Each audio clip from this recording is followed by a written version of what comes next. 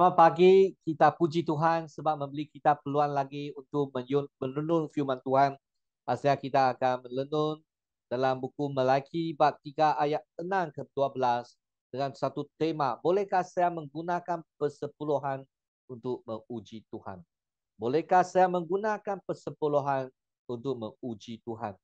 Dan pada pagi ini, saudari Tan Xiaoqing dari Gereja Baptis Siong Tau Kuching Barat akan membimbing kita untuk menyanyi lagu pujian seperti Rusa bersama dengan saudari Lily Bong dan juga saudari Tan Pei Chen dari Gereja Baptis Siong Tau Kuching Barat. Bersama-sama kita memuji Tuhan. Mari kita menggunakan segenap hati memuji Tuhan. Semoga nama Tuhan dimuliakan.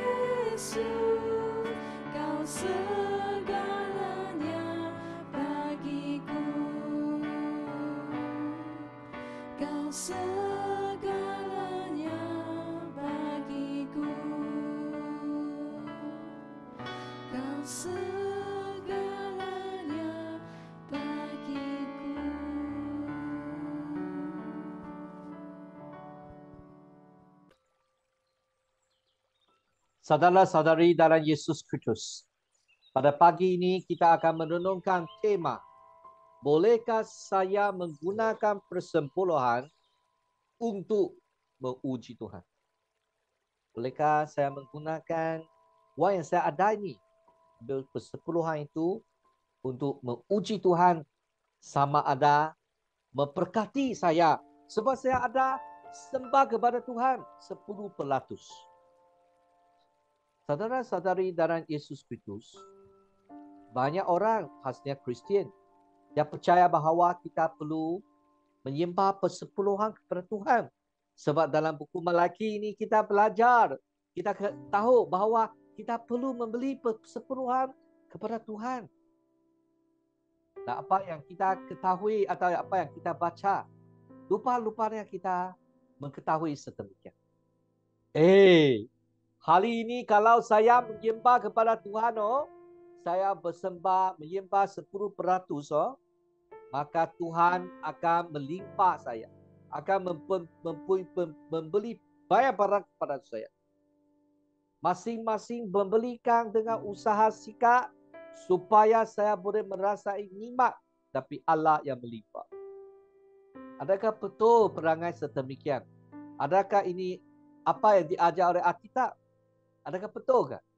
Macam betul Bukan Alkitab kata kalau kita membeli dan kita akan diberkati Marilah kita merenungkan firman ini dengan secara keseluruhan dalam konteks buku Malaki. Sebab kita ketahui apakah sebenarnya, apakah betul kita menggunakan persepuluhan sebagai satu saluran, satu alat untuk uji Tuhan sama ada melimpah, memberi berkat kepada kita.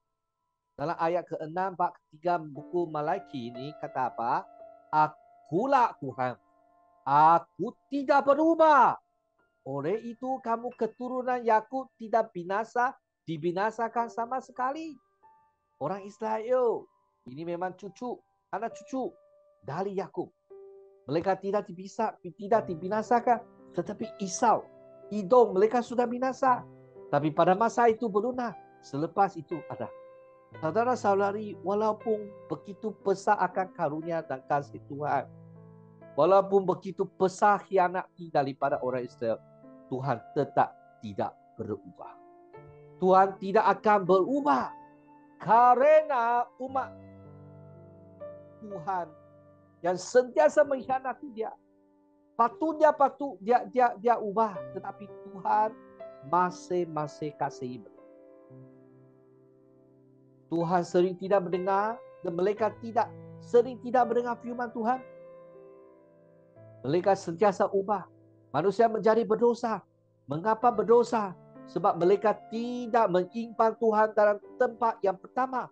Seperti kita ketahui dalam hari yang kedua dan ketiga, di mana kita lihat kita perlu utamakan Tuhan. Berapakah maka Tuhan dalam hati kamu? Sekiranya kita ada hati yang kasih kepada Tuhan, maka tidak akan kita membuat sesuatu. Dan hari keempat dan lima kita merenungi bahawa orang Israel dia ini berkahwin dengan orang yang bukan beriman dalam Tuhan. Benar. Dan juga mereka memisahkan, menceraikan dengan pasangan yang mereka kahwin pada masa muda, mereka bohong isteri mereka. Mereka yang tidak taat kepada perjanjian Tuhan, yang disaksi oleh Tuhan dalam perjanjian perkahwinan. Manusia berdosa. Dalam abad Nabi Malaki ini, jemaat Tuhan berdosa, maka mereka mesti bertaubat. Saudara-saudari, di hari ini jemaat kita, adakah kita juga tidak mengasihi Tuhan seperti kita sudah hilang kasih pertama terhadap Tuhan? Adakah kita sudah tidak lagi utamakan Tuhan? Kita lihat bendaan lebih penting, wang lebih penting, kuasa lebih penting, tempat status dalam masyarakat lebih penting. Saudara-saudari, kalau sedemikian kita perlu dapat. Kita perlu menyimpan Tuhan dalam tempat pertama dalam jiwa kita. Apabila orang-orang menyangka bahawa Allah telah melupakan mereka, adakah Tuhan melupakan mereka membuat dosa? Tuhan menyatakan, aku Tuhan tidak berubah. Yang siapa ubah, kamu ubah. Tuhan tidak pernah berubah. Dalam buku Mazmur, dekat Ibrani, kasih Tuhan tidak berubah. Kasih dan kesetiaan terhadap perjanjian di antara jemaat Israel dengan Tuhan itu tidak berubah. Saudara-saudari, kecuali jika Tuhan tidak akan melanggar perjanjianku dan tidak mengubah apa yang keluar daripada buku. Apa Tuhan janji, dia akan tepat. Saudara-saudari, sebagai satu orang papa, ada kala anak tanya saya, saya mau buat ini, saya buat ini. Bolehkah? Saya mesti berwaspada sebelum saya cakap okey. Kalau saya cakap okey, nanti saya tidak mendapati, dia akan cakap, papa memukul janji. Bapa adalah orang pembohong. Saudara-saudari, di mana ada kala kita mesti berwaspada. Tetapi Tuhan, dia berwaspada all the time. Semua masa dia memang patut terhadap janji. Apa yang dia cakap mesti menjadi benar. Seperti nenek moyang kamu dahulu. Kamu semua sudah berimpan daripada hukumku dan tidak setia melaksanakannya. Kembalilah kepadaku, maka aku juga akan kembali kepada kamu. Tetapi kamu bertanya, apakah yang harus kami lakukan untuk kembali kepadaku? Sudah banyak dosa, saudara. Tuhan panggil mereka kembali. Kembalilah. Kembali. Tetapi apa yang saya salah? Apa yang betul saya betulkan? Yahweh ialah Tuhan yang memberi perjanjiannya. Dalam hari pertama saya menggunakan masa yang panjang untuk menjelaskan Yahweh. Yahweh ini. Oh, Yahweh ini Tuhan. Tuhan yang wujud diri. Tuhan yang memelihara perjanjiannya. Penuh dengan beras kasihan. Tuhan adalah Tuhan yang maha kuasa dan mengawal diri sendiri. Tak seperti Tuhan dalam pemikiran Greek di Yunani. Mereka maya. Oh, dewa-dewi mereka banyak berkuasa. Tapi mereka punya moral begitu rendah. Berzina sentiasa. Tetapi Tuhan Bapa Allah, ya Tuhan yang maha kuasa, tetapi mengawal kita. Saudara-saudari Israel yang sudah dosa, sudah lama tertunggak, standar keputusan dan kebenaran Tuhan tetap sama dan tidak akan pernah menerima perubahan dalam orang atau keadaan. Kita lihat Tuhan itu tidak berubah. Keputusan dia tidak berubah. Kebenaran dia tidak berubah. Saudara-saudari, dia tidak menerima rasuah. Tuhan itu benar. Tapi orang Israel ini rosak. Manusia sering mengelewing daripada Tuhan. Kerana pelbagai sebab. Sebenarnya itu bukan sebab alasan saja. Sifat Yakub adalah licik. Anak Yakub adalah orang sendirian orang Israel kerana bertipu terhadap Tuhan dan terhadap manusia. Tuhan telah memanggil melalui Nabi Zakaria 87 tahun sebelum itu. Panggil mereka. Berbalik kepadaku. Maka aku akan berbalik kepadamu. Sekali lagi. Melalui malaikat Tuhan memanggil mereka balik kembali kepada pangkuan saya. Tetapi orang-orang yang selalu berkata kebenaran bertanya dengan poros. Poros itu masuk sendiri macam sangat baik. Bagaimana kita boleh berbalik? Kita lihat malaikat, hukum malaikat. Dalam 6 hari ini kita sentiasa kita kata lihat Tuhan saya kasih kamu. Dan mana saya kasih kamu? Mana saya tipu kamu? Apabila Tuhan kata apa salah mereka? Bagaimana saya salah? Mereka sentiasa berasa kita tidak perlu tahu, Pak. Saya sudah baik. Bagi mereka melaksanakan bahwa mereka bekerja kebenaran dan kebaikan sudah. Mereka ada kebaikan sudah. Bekerja kebenaran sudah. Mana mereka ada salah? Mana mereka tidak membeli perkorbanan? Mereka membeli. Mana mereka ada buat salah? Dia berasa diri sendiri begitu baik. Jadi apabila orang melaksanakan bahwa mereka tidak mempunyai kesalahan, tidak ada kelemahan, tidak ada kesilapan, tidak pernah salah, tidak pernah bodoh, Mereka sebenarnya mungkin juga sudah bodoh untuk tidak mengenali diri mereka sendiri. Saudara-saudari dalam Yesus Kristus, sebagai seorang Kristen, seperti Yesus kata, bahagialah mereka yang merendah hati. Apabila mereka kata merendah hati, maksudnya mereka berasa kekosongan dalam jiwa. Setiap hari kita pasti beritahu diri sendiri, bahagialah orang yang merendahkan diri. Bahagialah mereka yang melihat diri adalah kosong. Kalau tidak ada Tuhan, kita adalah kosong saja. Apabila kita tahu kelemahan, kehatan kita, kita akan datang kepada Tuhan. Apabila kita sombong, tidak ada salah, tidak ada kelemahan, kita tidak akan ada perubahan dan kemajuan dan juga pendaupan. Kita lihat persoalan macam mana hendak balik. Mesej ini adalah untuk orang ramai, tidak bagi mereka tidak membeli persepuluhan kepada Tuhan. Mereka lihat bagaimana kita perlu beli. Tetapi Tuhan mengiringi mereka dapat dengan kemurahan yang berlimpah-limpah. Kepanjang sabaran dan kesabaran Tuhan terhadap jemaat Tuhan. Teruskan menyinari orang-orang itu yang menganggap mereka tidak sesat, tidak salah, dan menunjukkan mereka penuh dengan kesabaran. Inilah Tuhan yang penuh dengan kasih dan belas kasih. Sekarang aku bertanya kepada kau, bolehkah manusia mentipu Allah? Tentu tidak. Tetapi kamu mentipu aku juga. Kamu bertanya, bagaimana?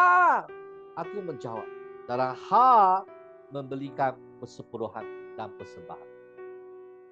Perkataan mentipu ini adalah melompat. Apa maksud melompat? Melompat itu bukan tanpa izin saja. Menipu macam perlahan-lahan. Melompat macam orang tahu punya, kamu ambil orang punya barang. Saudara-saudara membeli bukan membelikan apa yang Anda milik semua. Dan apa yang Anda perlu berikan kepada Tuhan adalah persepuluhan. Yang adalah untuk mengembalikan kepada Tuhan sebagian daripada rahmat Tuhan. Persepuluhan bukan menguji Tuhan. Persepuluhan adalah menguji hati kita. Sama ada kita kasih Tuhan. Sama ada kita mengutamakan Tuhan. Adakah maka Tuhan dalam hati kamu sangat tinggi? Adalah untuk menunjukkan hati sentiasa untuk mematuhi perjanjian dengan. Apabila kita enggan, jika kita enggan menggunakan kekayaan yang telah diamanahkan Tuhan kepada kita untuk tujuan yang ditetapkan oleh Tuhan, kita sedang melompat bendaan itu. Saudara-saudari, persepuluhan bermaksud bahawa menurut undang-undang hasil tanah adalah persepuluhan. Tuhan kutuskan itu untuk Tuhan. Itulah jenis persepuluhan yang pertama yang kita kata persepuluhan Tuhan atau persepuluhan Tuhan. Tuhan memberikan persepuluhan ini adalah untuk orang Lewi kerana mereka mengendalikan bait suci. Juga mereka orang Lewi tidak ada tanah diri untuk bertanam. Mereka adalah dihaskan untuk mengendali bait suci, untuk perkara hubungan dengan Tuhan. Persepuluhan Tuhan itu atau persepuluhan kuda ini ada catatan dalam Imaman dan juga bilangan. Seperti dalam Imaman 27 ayat 30 sampai 36. Sepuluhan dari segala yang ada di tanah, baik benih di tanah atau buah pohon, adalah kepunyaan Tuhan, dan itu kudus bagi Tuhan. Jika seseorang ingin mentebus persepuluhan daripada apa-apa, dia mesti mentambah seperlima. Setiap persepuluhan dari lembu dan kambing domba yang lewat di bawah tongkat itu harus dikutuskan bagi Tuhan. Tuhan amat mengasihi kita. Biarkan kita ada hasrat, tapi Tuhan mengajar kita supaya menyampaikan kasih kita kepada Tuhan dengan menyembahkan persepuluhan untuk orang Lewi, mereka yang khas menjaga hubungan kita dengan Tuhan. Yang tidak boleh ditanya sama ada yang baik atau buruk, dan yang tidak boleh diganti. Jika yang mesti diganti, kedua-dua peganti dan haiwan asal hendak disucikan dan tidak boleh ditebus. Inilah perintah yang diperintahkan Tuhan kepada Musa di Gunung Sinai untuk orang Israel. Musa ada orang yang menerima daulat perintah Tuhan.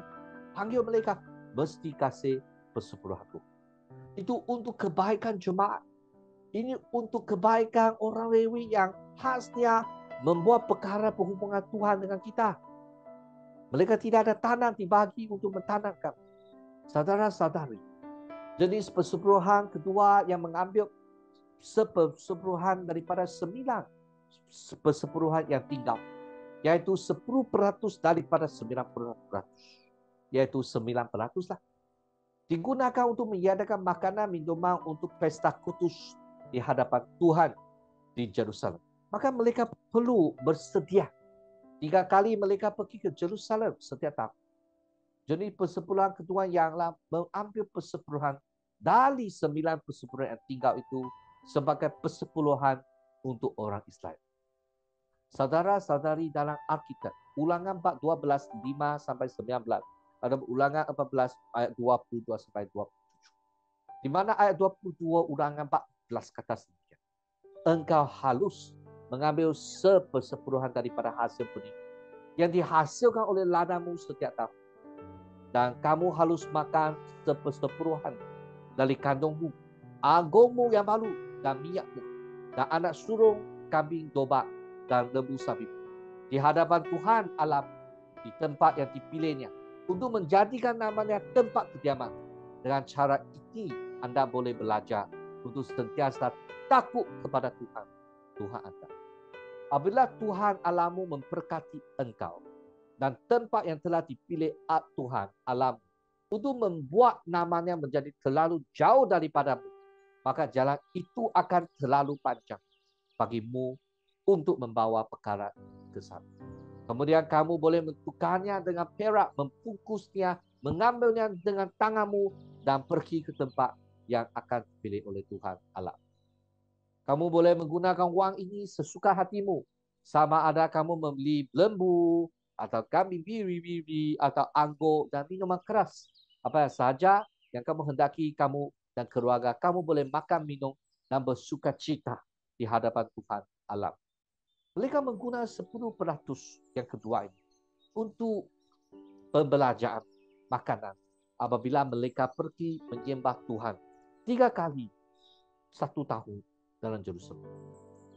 Jangan buang orang Lewi yang tinggal di kotamu kerana dia tidak mempunyai bahagian atau warisan di antara kamu. Saudara-saudari, hidangan untuk menyediakan pesta kudus di hadapan Tuhan Allahmu di Yerusalem. Pentapisan untuk makan. Jadi persepuluhan kedua ialah mengambil persepuluhan daripada 9 persepuluhan yang tinggal ini sebagai persepuluhan yang dipanggil persepuluhan Israel yang dikuduskan. Jadi persepuluhan yang pertama ialah persepuluhan kuda untuk orang Lewi. Yang kedua adalah untuk jamuan makanan apabila kita pergi pesta kudus untuk Tuhan di Jerusalem 3 kali 1 tahun. Jenis persepuluhan yang ketiga ialah persepuluhan tambahan.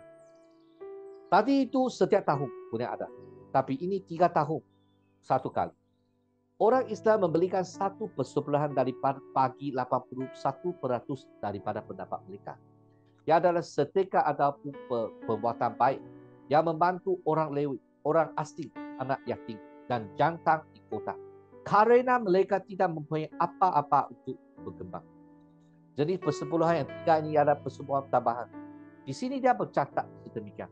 Pada tahun terakhir setiap tinggal 3 tahun, kamu harus mengambil persepuluhan dari hasil tahun ini dan menyimpannya di kota. Semua orang Lewi yang tinggal di kotamu tanpa bahagia atau pekerjaan dan orang asing di kotamu, anak yatim dan jangka, boleh datang dan merasa puas.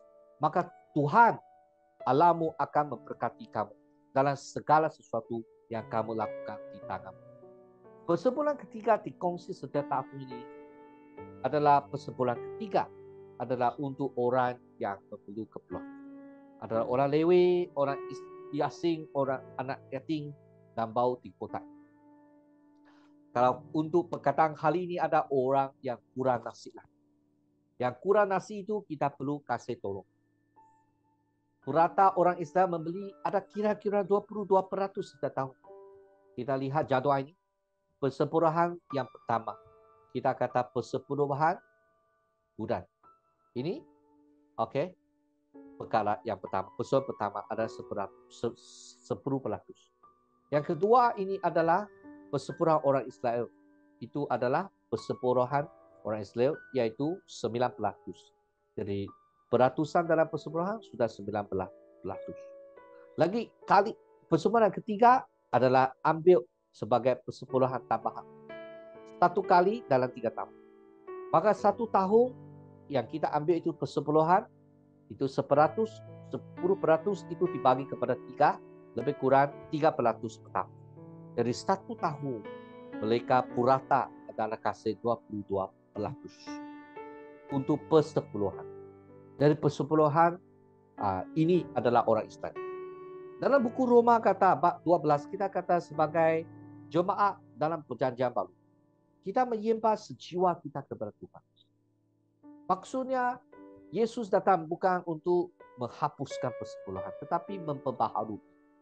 Kita belajar bagaimana pesta kasih dia orang Israel untuk meminta balas kepada Tuhan.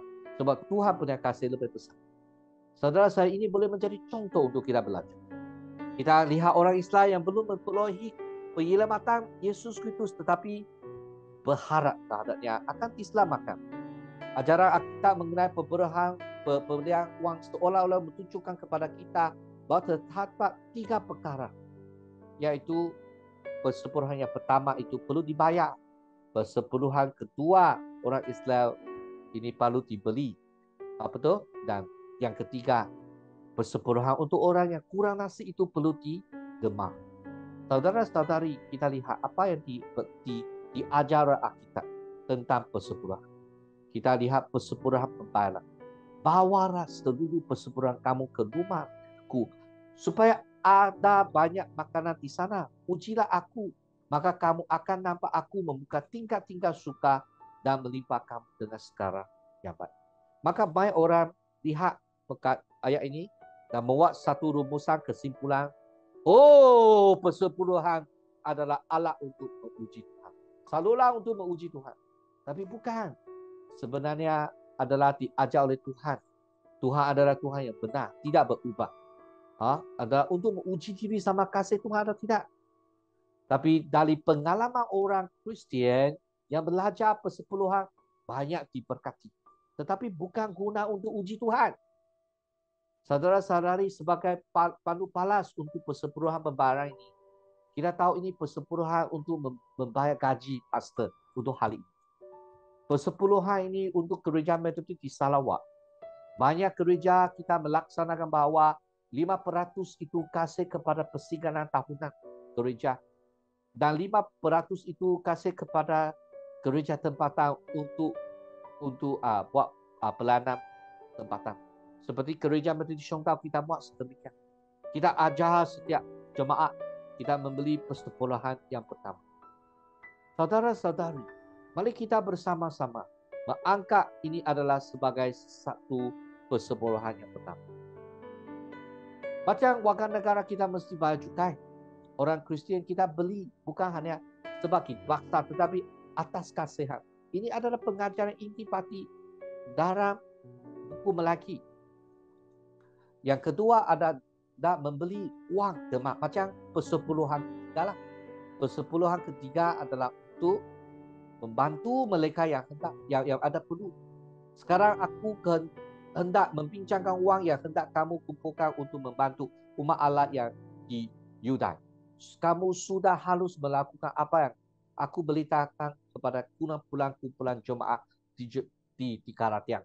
Seperti catat dalam 1 Korintus 16 ayat 1 dan 2. Apa tidak balas? Kita berderma wang untuk keperluan pembinaan gereja, penjaga sosiologi, penginjilan misi gereja, kerja orang asli pelayanan, pertulisan dan sebagainya. Bantu mereka yang perlu bantu. Okey? Dan kita yang ketiga yang kita sentiasa belajar ini masih ini yang ketiga. Tadi itu demah, yang ketiga ini. Dalam Tawarikh 29 ayat ke-14. Aku dan rakyatku sesungguhnya tidak dapat memberikan apa-apa kepada kamu, kerana sekarang ini adalah pemberianmu. Dan apa yang kami berikan ini kepunyaan-Mu juga. Persembahan ini adalah thanksgiving. Macam kita setiap hari, setiap minggu kita pergi ke gereja, kita membeli sumbangan. Kita kasih thanksgiving. Bukan kita bayar jasa, tapi kita kasih. Terima kasih Tuhan. Membeli persembahan. Ini juga boleh digunakan untuk pembelanjaan gereja untuk setiap minggu, setiap bulan. Bawalah seluruh persepuluhan kepada kamu ke rumahku supaya ada banyak makanan di sana. Ujilah aku, maka kamu akan nampak aku membuka tingkat-tingkat surga dan melimpah kamu dengan segala yang baik. Baik, berkat dan kutuk adalah istilah perjanjian dari perjanjian Sinai. Berkat tidak ditukar oleh orang dengan ketaatan dan persembahan. Tuhan berkat kita, memberi berkat kepada kita bukan sebab kita taat ataupun sembah, tetapi kasih Tuhan. Tuhanlah yang menganugerah kasih karunia kepada mereka terlebih dahulu, dan manusia membahagikan kasih karunia menurut kehendak Tuhan. Jika umat mentaati Tuhan, mereka akan dapat hidup dalam kasih karunia untuk waktu yang lama dan menjadi saluran keluar kasih karunia. Jika orang-orang memakan ramak dan merampas barang-barang Tuhan, Tuhan akan tarik balik lama. Istilah kutuk secara automatik datang kepada sebab berkat menjadi kutukan. Jika orang taat kepada Tuhan, mereka boleh hidup dalam kasih karunia untuk masa yang lama. Menjadi saluran untuk aliran rahmat. Jika orang melampas anugerah, melampas barang-barang Tuhan. Cubaan adalah perkataan yang sama dalam bahasa asal sebagai percubaan. Tuhan melarang manusia untuk menguji Tuhan sebagai satu ajaran, satu Alkitab. Tetapi di sini adalah ironi, adalah kesastraan, adalah bahasa yang digunakan untuk menggalakkan orang untuk mencuba dia. Di satu pihak orang membuat tipu daya dalam tugas mereka untuk melaksanakan. Dan di sisi lain mereka dipenuhi dengan kemarahan yang benar dan bertanya, di manakah Tuhan adil? Maka dengan sinis Tuhan menasihati mereka. Sebab berhenti bercakap dan membayar harga untuk mencuba Tuhan. Untuk melihat sama ada itu Tuhan benar. Rumahku ini menuju kepada bait suci. Ruang pembendaharaan mungkin menuju kepada pembendaharaan bait suci. Saudara-saudari, walaupun para imam pada zaman ini telah melanggar perjanjian Lewi, lama tidak boleh bertalik untuk tidak membawa seluruh persemburahan ke dalam gudang. Bukalah tingkat-tingkat lagi sebuah metafora bahawa Tuhan akan memulihkan hujan Noah. Karena umat tidak ditapiskan kepada para imam, tetapi ditapiskan kepada Tuhan. Pentapisan kepada Tuhan adalah tanggungjawab umat. Penyembahan, persepuluhan adalah untuk Tuhan sebagai tanggungjawab umat dan adalah tugas Tuhan untuk mendisiplinkan para imam. Dan sebagai jemaat dalam gereja, biarlah Tuhan yang mendisiplinkan para pendeta. Ya, gereja kita ada jawatan kuasa hubungan antara pendeta dengan jemaat. Kita ada jawatan kuasa daerah, kita ada lembaga di tahap persidangan, dan kita ada banyak tingkat untuk menjaga dan mendisiplinkan para pendeta dan pastor ataupun Injil. Tetapi yang lebih penting ialah Tuhan adalah Tuhan.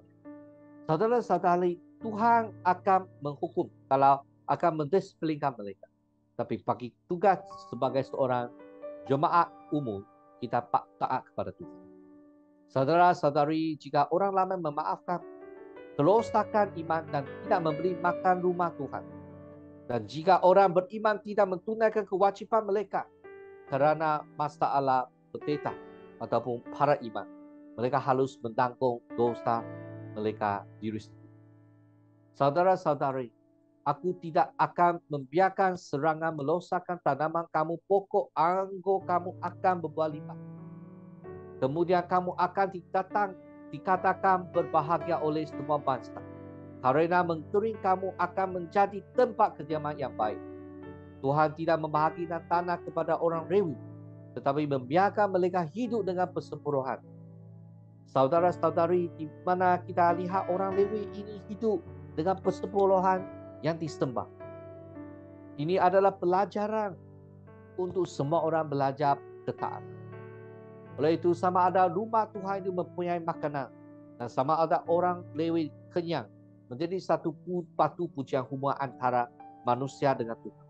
Semasa Nehemiah kembali ke Babel, dia telah ditegur oleh Nehemiah. Bangsa mereka sudah ditegur oleh Nehemiah. Bencana biasa dalam tahun kemarau seperti kemarau adalah kutukan yang melanggar perjanjian. Oleh itu ayat 10 sampai 12 tidak menggalakkan orang untuk mentukarkan persembahan dengan berkat, tetapi untuk mengembalikan hubungan mereka dengan Tuhan, supaya mereka boleh bebas daripada kutukan mereka, dan untuk mengembali memperolehi berkat seperti yang dijanjikan dalam perjanjian. Tuhan tidak menggalakkan manusia untuk mencuba dia dengan menggunakan persembahan-persembahan. Karena ini adalah satu rasuah sebagai pertukaran berkat dan penyembahan berhala untuk melayani. Keperluan Tuhan terhadap kita adalah taat. Apa yang Tuhan inginkan kita adalah taat. Jagalah diri dalam kasih Tuhan. Persembahan Ibrani, persembahan yang terbaik, buah surung, melambangkan pengorbanan yang terbesar, yaitu Yesus Kristus pada masa yang akan datang. Mereka diri sendiri menyembah persepuluhan kepada Tuhan. Marilah kita lihat bagaimana Yesus Kristus taat kepada Tuhan Bapa Allah, datang ke dunia sebagai korban untuk kebaikan kita. Marilah kita belajar daripada ketaatan Yesus untuk buat persepuluhan demi kemuliaan Tuhan, demi penghormatan Tuhan, demi memberitahu Tuhan akan kasih kita kepada Tuhan, demi kemuliaan Tuhan, dan memuji Tuhan dan mengasihi Tuhan dengan segenap hati. Mari kita berdoa bersama. Oh Tuhan Bapa di surga, bantulah kita belajar mengasihi melalui persepuluhan. Bukan Tuhan miskin perlu persepuluhan kita, tetapi sebab Tuhan yang amat kasih kepada kita. Bantulah kita menjadi jemaat yang memuliakan nama Tuhan. Dan nama Yesus kita, kudus kita berdoa. Amin. Jadi saudara-saudari, membeli adalah membeli sesuatu yang paling baik, bukan sia-sia kepada Tuhan. Bolehkah saya menggunakan persepuluhan untuk memuji Tuhan? Tidak. Kita adalah menggunakan persepuluhan untuk menunjukkan begitu besar terima kasih kepada Tuhan. Mari kita belajar daripada John Wesley. Dapat semua yang anda boleh. Earn all you can.